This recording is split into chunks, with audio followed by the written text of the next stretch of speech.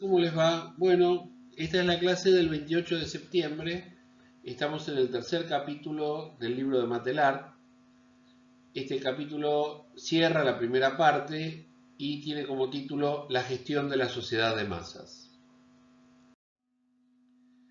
Comenzamos con esta cita de Harold Laswell, a quien voy a presentar dentro de un rato. Dice Harold Laswell en el año 27. La guerra había terminado en el año 18.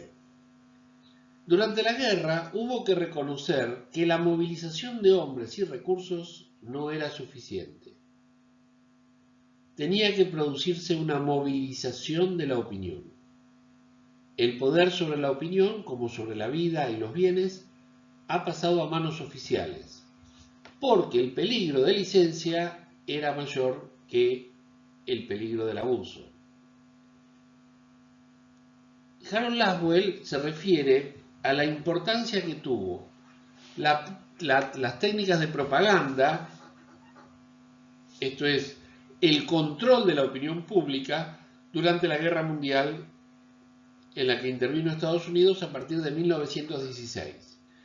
La Primera Guerra Mundial comenzó en 1914, las potencias beligerantes eran el Imperio Austrohúngaro, Alemania, Italia por un lado, estas eran las potencias del eje, y después estaban los aliados, fundamentalmente Inglaterra, con todos sus estados asociados o sus colonias, Canadá, Australia, la India, etc., Francia, Holanda y Bélgica.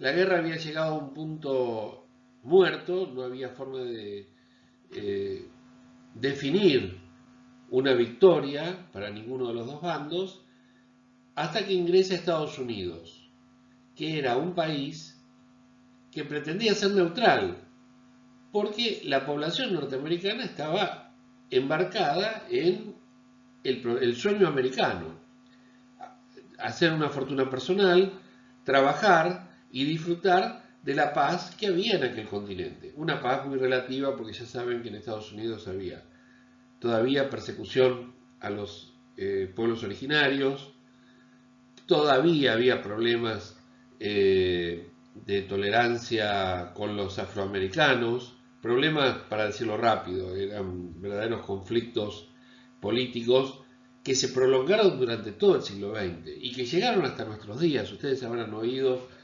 que durante los últimos meses ha habido ataques por parte de la policía a ciudadanos afroamericanos que no eran delincuentes, solamente por una cuestión de intolerancia racial. Bueno, vamos a ver quiénes son o cuáles son las principales ideas que predominan en las técnicas de control de la opinión pública. Fundamentalmente, la prensa puede hacer lo que quiera. Es decir, la prensa tiene la responsabilidad de conducir a la opinión pública, de enfocar los sectores de la sociedad que necesita conocer el ciudadano para ser leal al proyecto político imperial de los Estados Unidos. Por eso es tan difícil encontrar ciudadanos norteamericanos disidentes. No es que no los haya. La corriente principal de la opinión pública fluye hacia el poder conservador de la prensa. Y ahí comienza a consolidarse el mito de la omnipotencia de la prensa. ¿A qué se debe esto? A que los receptores son analizados en términos psicológicos y fundamentalmente prejuiciosos. Están acá los receptores, ¿para qué? Para escuchar lo que dicen las personas bien intencionadas y prestigiosas. Los medios entonces van a cumplir estas funciones de orientación, de consolidación de una defensa de la seguridad nacional, y los receptores, es decir, los oyentes, los lectores, los asistentes al cine van a absorber estos principios como si fueran verdad. No se trata de verdades, se trata simplemente de representaciones intencionadas para consolidar un determinado poder. Por aquellos años, los Estados Unidos gestionan campos de confinamiento para los que se suponen son enemigos en las guerras, especialmente ya no en la Primera sino en la Segunda Guerra. Y por eso es que se confinan personas de origen japonés, ya sea que hayan nacido en Japón o que hayan nacido en el propio continente americano. Eso se llamó el Acta de Extranjería y Sedición, Alien and Sedition Acts. Hoy Estados Unidos tiene, pero no dentro de su territorio, por lo menos no sabemos si permanecen dentro de su territorio, estos campos de confinamiento. Fuera de su territorio, por ejemplo, la base de Guantánamo en la isla de Cuba. Acá tenemos a dos de los principales autores de esta época. Uno es el periodista, comentarista político y crítico de medios, Walter Lippmann, que escribió un libro llamado Opinión Pública. En Opinión Pública, Walter Lippmann desarrolla los lineamientos de lo que será la actividad de la prensa. ¿En qué consiste la actividad de la prensa? En orientar a la opinión pública, no en informar, sino en instruir hacia un sentido de la interpretación de las noticias. Y otro autor muy influyente fue Harold Dwight Laswell, de quien le hemos leído hace un ratito la cita sobre la necesidad de movilizar la opinión. Es decir, no basta con dar noticias, hay que seleccionar las noticias para generar una determinada actitud en el público, en los ciudadanos. Harold Laswell es considerado uno de los pioneros de la ciencia política y de la teoría de la comunicación. Aquí aparece entonces el dogma original de la democracia. Este dogma sostiene que la democracia está muy bien, pero que los ciudadanos, la masa, está en otra cosa. Son indiferentes, se aburren, solo les llama la atención aquello que puede provocar su morbo, que lo puede fascinar, y las noticias políticas en general son aburridas. Entonces, no es posible la propaganda sin censura. Es decir, hay que evitar que el ciudadano se distraiga buscando entretenimiento y así ideas que amenazan al orden conservador puedan penetrar en la masa de ciudadanos, vamos a decir, estúpidos. Por eso es que para conducir una propaganda, es decir, una acción, una campaña orientada a imponer determinados principios, a imponer determinados lineamientos, es necesaria una barrera entre el público y el acontecimiento. Esa barrera está dada, bueno, por el prestigio, por la contundencia del mensaje, el prestigio de quien presenta el mensaje, etc. El ideal del ciudadano omnicompetente, que sabe de todo, que se interesa por todos los asuntos públicos, es un ideal básicamente inalcanzable. Por eso es que el ciudadano tiene que aceptar que su libertad depende de que ceda, de que otorgue al control de su opinión en manos de personas que saben lo que el ciudadano necesita. Por eso esta famosa frase de Walter Lippmann: si quiere liberarse de sus cadenas de acero, es decir, si no quiere ser esclavo, el ciudadano deberá aceptar las cadenas de plata. ¿Y cuáles son las cadenas de plata? Bueno, el control acerca de la homogeneidad de las noticias, que no se altere, que no aparezcan noticias disonantes o noticias amenazantes. Así que vamos a presentar a John Dewey, se escribe Dewey, que fue un pedagogo, psicólogo y filósofo estadounidense muy preocupado por la educación. Él creía sinceramente en la capacidad de aprendizaje espontáneo. Es decir, había que generar las condiciones para que la gente aprendiera, pero sin demasiada orientación, sin demasiada intervención de los pedagogos, de los maestros.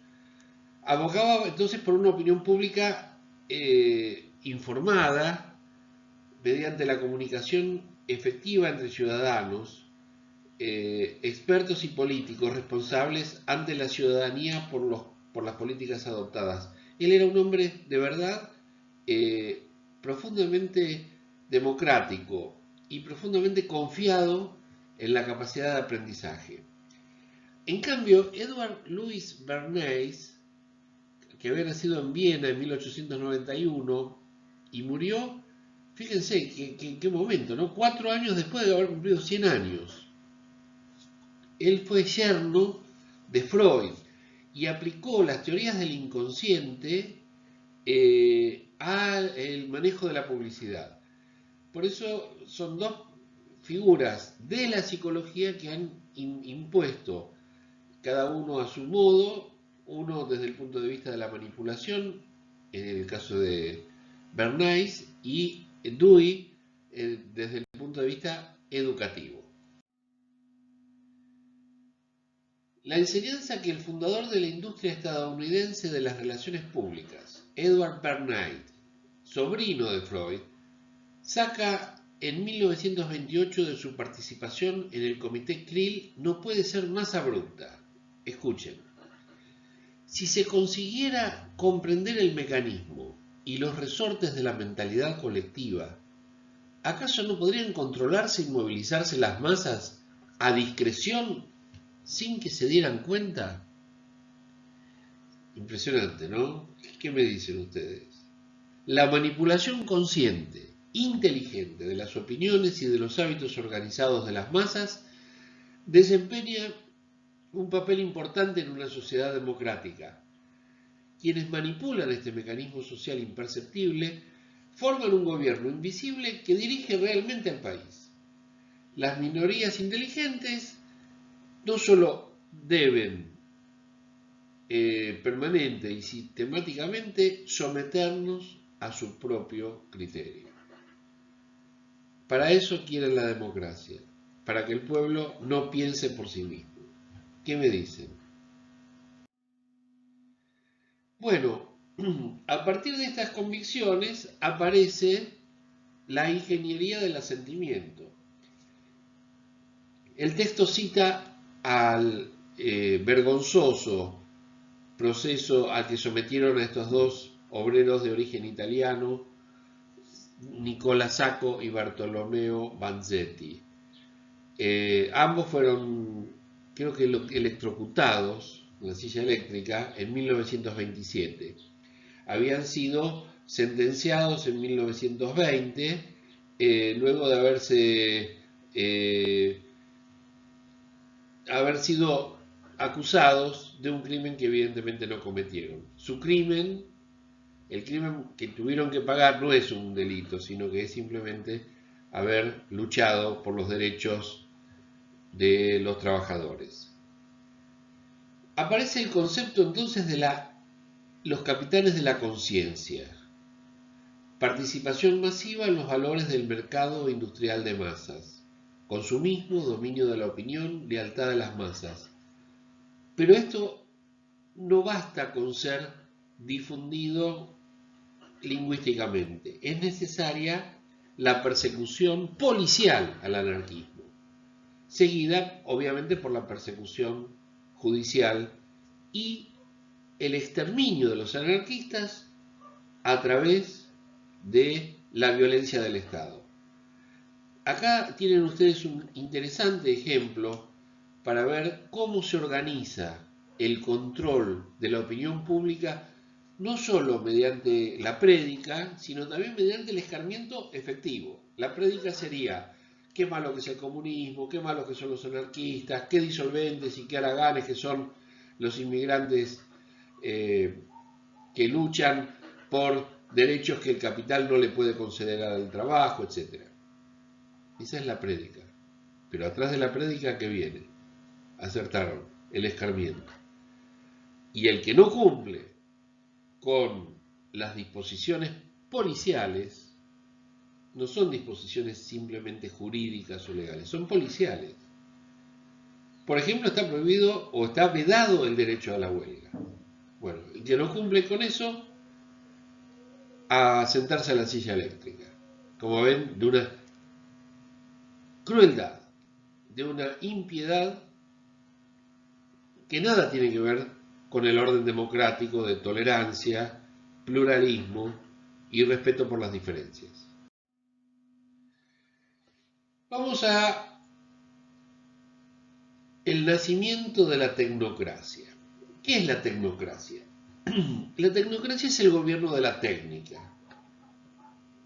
Así como hubo, lo vimos en el video anterior, un predominio, digamos, de la biología en el análisis del delito, a partir de los años 20 del siglo pasado comienza a imperar el manejo de lo social a través de la técnica, de la ingeniería.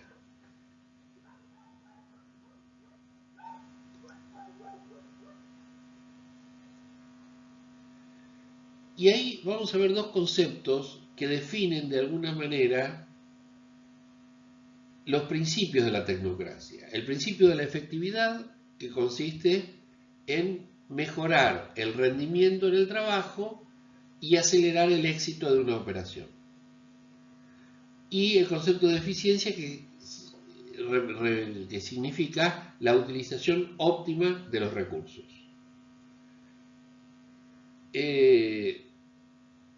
La idea viene de un señor Taylor que escribe el libro de Principios del Gerenciamiento Científico o de la Administración Científica de la Sociedad.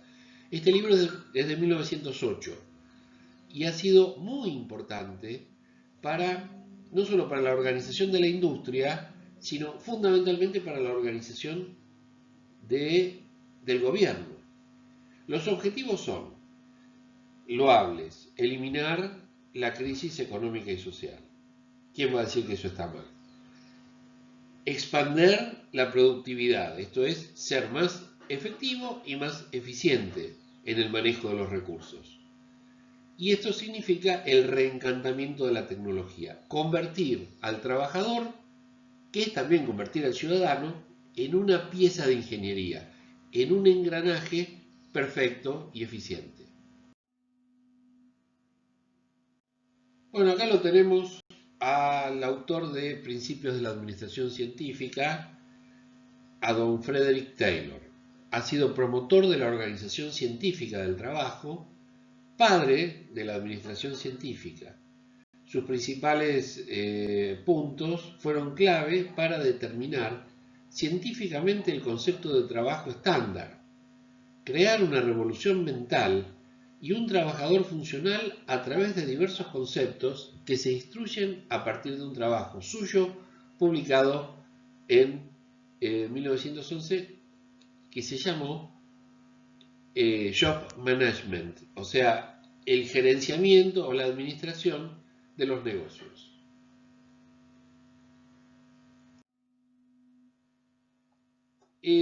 Ustedes habrán oído hablar de las novelas distópicas. Hay algunas series disponibles, algunas películas distópicas.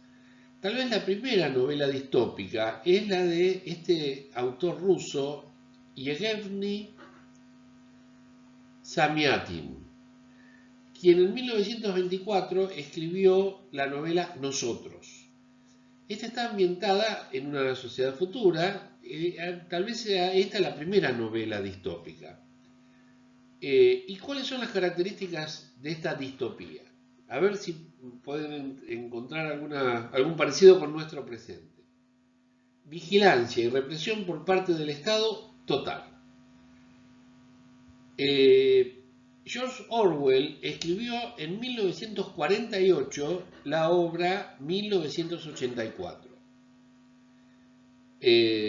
La obra tiene 70 años, la de Orwell, y ya pasó 1984.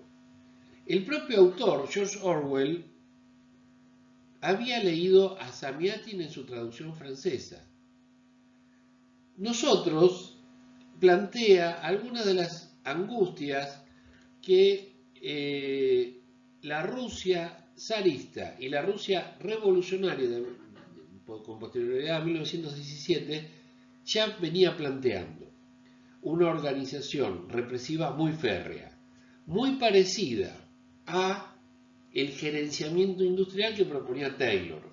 Taylor en realidad lo único que le importaba era mejorar la productividad, pero él consideraba que estas técnicas de gerenciamiento habrían de ser muy útiles para el futuro, digamos, para el gobierno y fundamentalmente para asegurar la disciplina social. Orwell había escrito en 1946 una reseña sobre el libro Nosotros para la revista Tribune, una revista de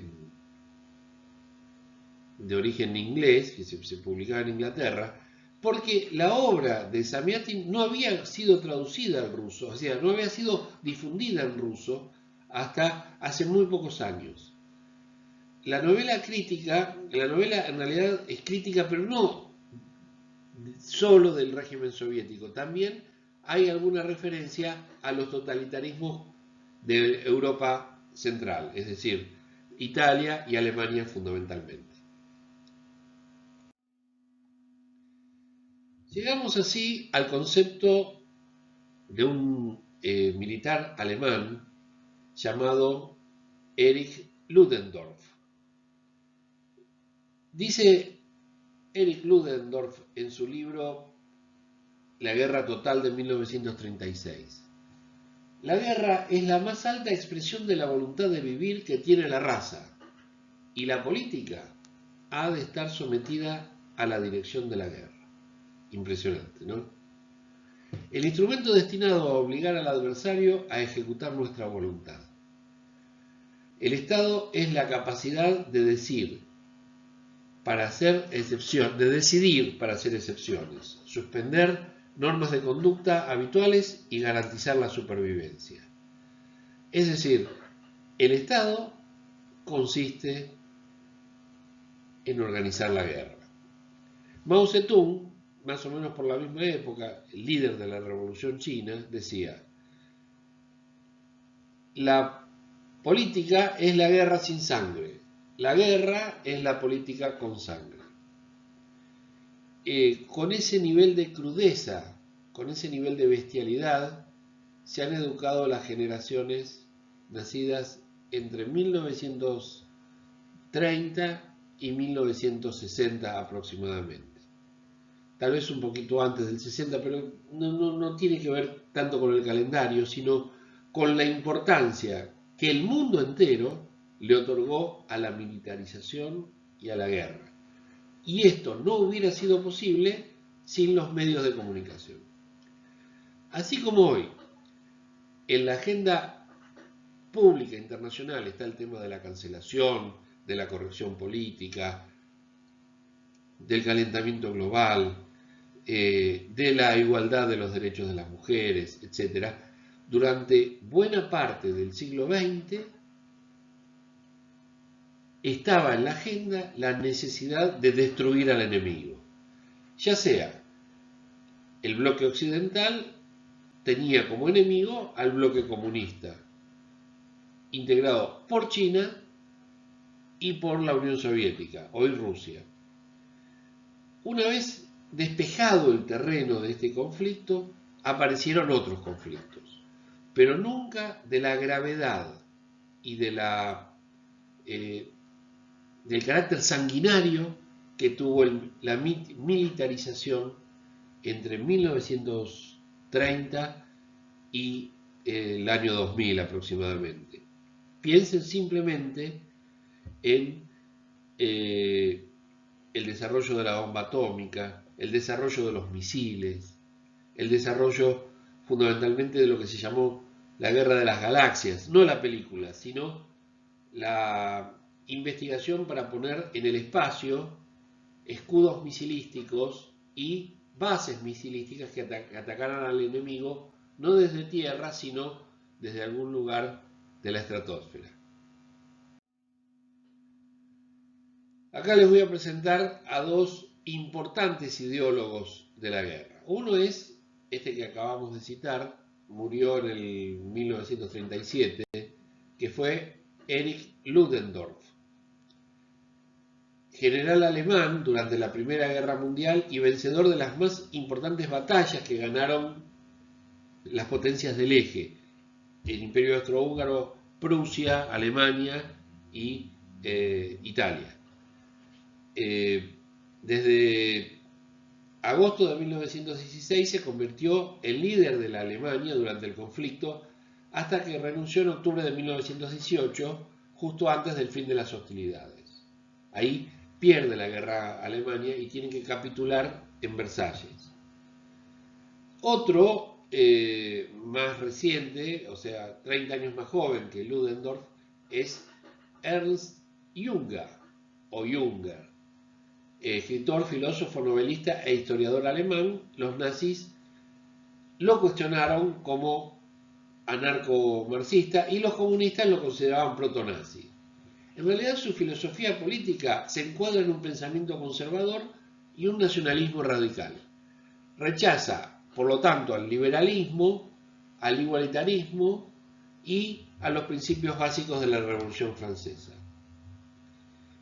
Esta gente era la que ejercía una influencia decisiva en la ideología militarista, la guerra psicológica de la que estamos hablando. Las luchas comprendidas por la nación se convierten inevitablemente en conflictos entre el bien y el mal, en cruzadas contra el pecado y el diablo.